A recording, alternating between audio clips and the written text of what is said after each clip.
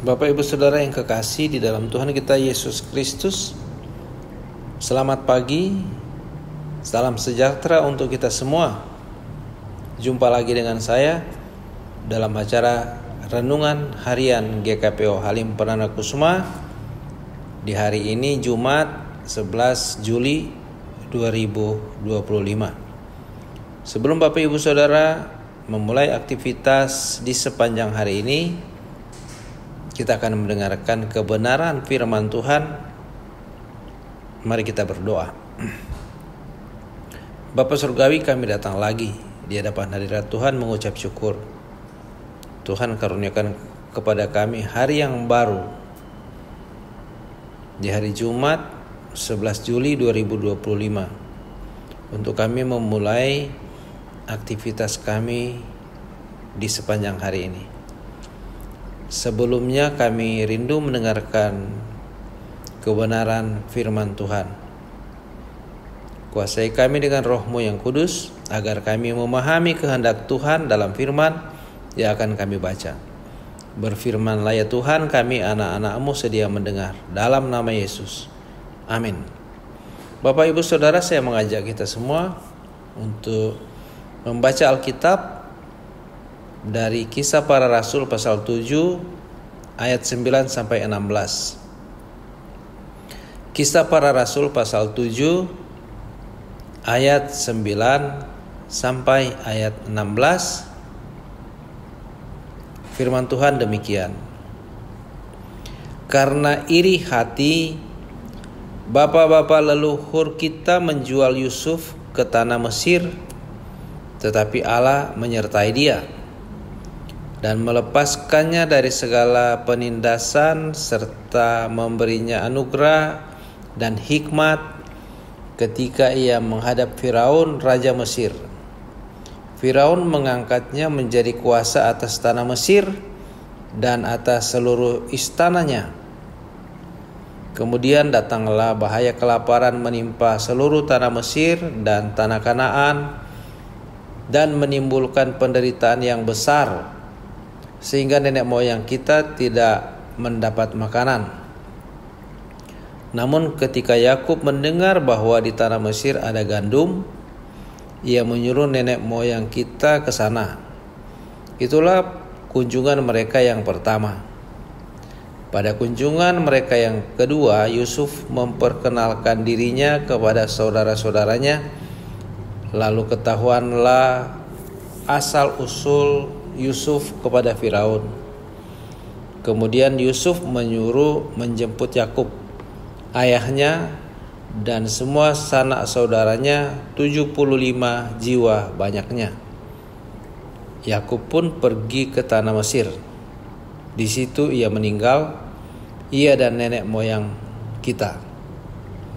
Mayat mereka dipindahkan ke Sikem dan diletakkan di dalam kuburan yang telah dibeli Abraham dengan sejumlah uang perak dari anak-anak Hemor di Sikem. Demikian pembacaan firman Tuhan. Yang berbahagia ialah mereka yang mendengarkan firman Tuhan, merenungkan dan melakukannya dalam hidupnya setiap hari. Bapak Ibu Saudara yang kekasih di dalam Tuhan kita Yesus Kristus, cerita tentang Yusuf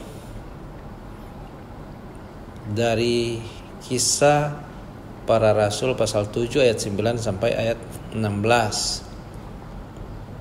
Itu isi pembelaan Stefanus. Ketika Stefanus diadili di depan pemuka-pemuka agama Yahudi. Saudara-saudara yang dikasihi Tuhan, di dalam kehidupan kita seringkali kita mengalami bahwa saudara kita sekandung atau sesama kita secara sadar atau tidak sadar membenci kita. Terkadang dalam kehidupan kita, saudara atau sesama kita iri hati kepada kita, dan terkadang mereka marah terhadap kita, mereka dendam terhadap kita tanpa sebab,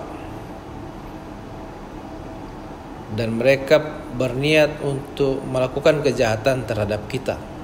Itu yang dialami oleh Yusuf, salah seorang anak Yakub dari 13 bersaudara. Yusuf dibenci oleh saudara-saudaranya, oleh kakak-kakaknya, sehingga mereka menjual dia kepada saudagar yang sedang pergi ke Mesir.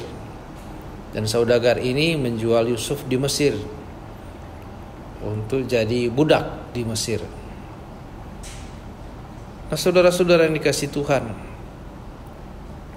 ketika seseorang membenci kita, ketika seseorang iri terhadap kita atau marah terhadap kita tanpa sebab, mereka merancangkan kejahatan terhadap kita. Dan itu bisa terjadi kepada kita, kepada siapa saja. Itu pun yang dialami oleh Yusuf. Saudara-saudaranya merancangkan kejahatan terhadap dia. Mereka menjual dia ke Mesir. Tetapi Tuhan melepaskan Yusuf dari penindasan, mengangkat dia, mengaruniakan hikmat kepada Yusuf, sehingga ketika Yusuf menghadap Firaun, Firaun mengangkat dia menjadi kuasa atas tanah Mesir dan atas seluruh istana Raja Firaun di Mesir.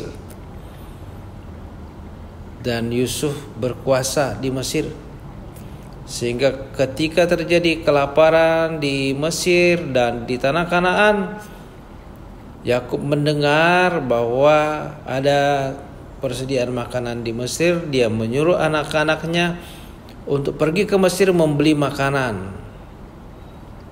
Pada pertemuan pertama, Yusuf belum memperkenalkan diri. Tetapi pada kunjungan kedua untuk membeli makanan, Yusuf memperkenalkan dirinya kepada saudara-saudaranya. Dan saudara-saudaranya berpikir bahwa Yusuf akan balas dendam, tetapi Yusuf tidak membalas kejahatan mereka.